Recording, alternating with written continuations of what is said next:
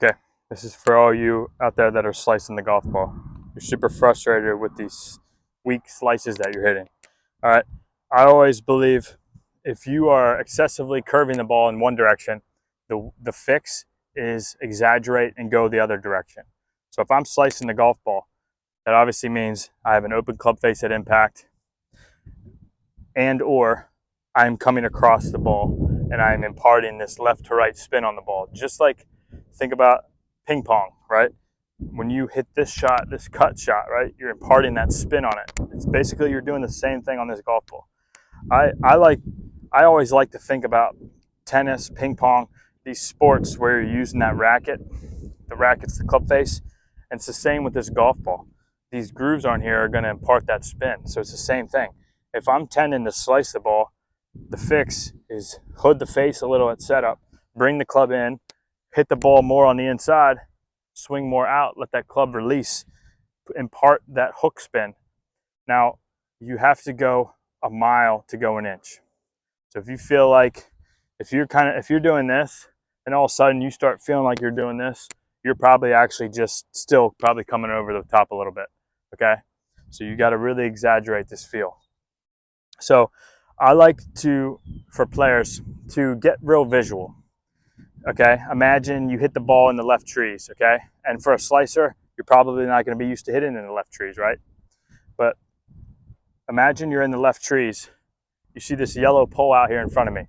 That's a tree. Okay, I need to start this ball right at that yellow pole, and I need to hook it back to about where that cart picker is. Okay, or we'll just call it about 10 yards left of this pole. Okay, so I got to hit a pretty decent hook, a decent draw, almost a hook. Okay, now if I can do that, I have control of this face, and I'm changing my path, and I'm coming into the ball with a little bit more of a square face to even closing down.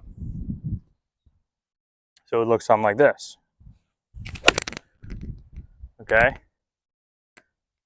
Now, you're not going to do that right away. Okay. It's going to take some time, but that's the fix basically. Now, the quickest way, like I just said, to do that is what I would do is I would hood the face. The last thing you want to do in golf is change your grip. When you change your grip, now you're changing what that club face is doing. You're changing also what your forearms are doing, what your hands are doing on the backswing.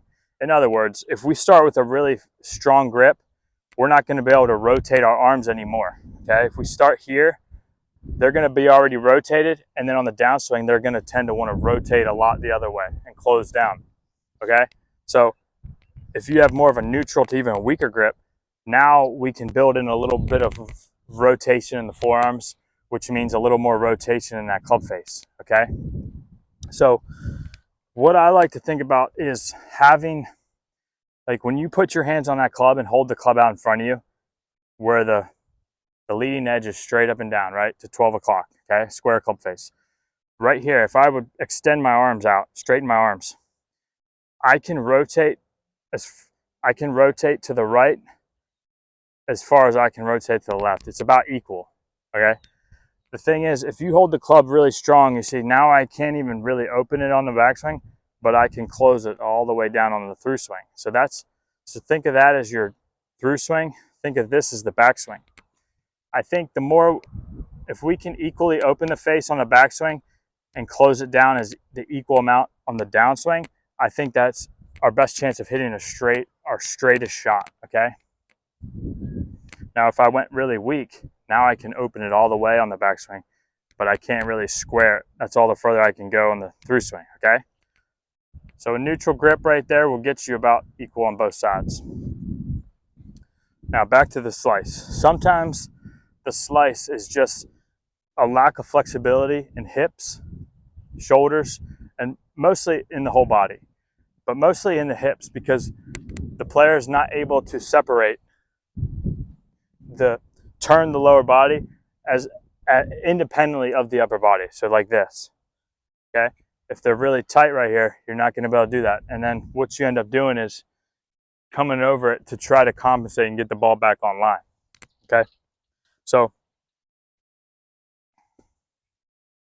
think of this is like the tennis racket, right? We need a little more of this forehand. You need to come more inside, swing more out, and release that club over. Also helps too if you close your feet down. This gives you a nice visual to swing that club along your feet, okay? Looks like this. Okay, produce a nice draw. Also, practice with a 3-iron. The 3-iron, since it has less loft, it's harder to draw it. So if you can figure out how to draw a 3-iron a little bit, it's going to be easy for you to start to draw the other clubs, especially the shorter irons. The driver may be the hardest, but if you can do the 3-iron, you can do the driver. Okay.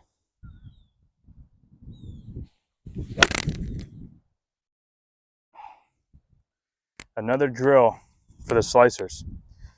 If you can find an area where you can hit golf balls with the ball above your feet, even if it's just a couple in, say 4 or 5 inches above your feet, like right here, this will get you to swing a little bit more flat, a little more around yourself. Sort of, it's going to feel more like a baseball swing. You're going to be able to come more from the inside. You're going to be able to add in a little more of rotation of the club face and the forearms. If we hit balls from here, like off a tee, we'd have no problem hitting draws. It'd be very hard to slice the ball from here. You'd have to start doing this, and then you'd be missing the ball. So to make good contact, you'd have to take the club back here and return it right here with that face releasing. So another really good drill is with your driver. Tee it high, higher than what makes it make you a little uncomfortable how high you tee it. Okay, this is going to have you hovering the driver a little bit, and if you can just get used to just putting that driver head right on the back of the ball squarely from holding it in the air right here, it's going to get you in a nice position on your backswing. You're going to be able to feel that club dropping a little more, shallowing in here, coming more from the inside. Because a lot of you slicers tend to put that ball, you tee it real low because it makes you comfortable. Because you know that your steep swing is you're not going to go under the ball, but you're going to produce even more spin, even more of a slice, even a shorter drive. So make yourself uncomfortable. Tee that ball up as high as you can get it. Like Lee Trevino used to hit golf balls off of a Coke can. Those old school glass Coke cans, he would tee it about that high, and he would just clip it right off of the top of the Coke can without even hurting or without breaking it. So try to draw your 3-iron. You can do that. You'll be on your way to fixing your slice.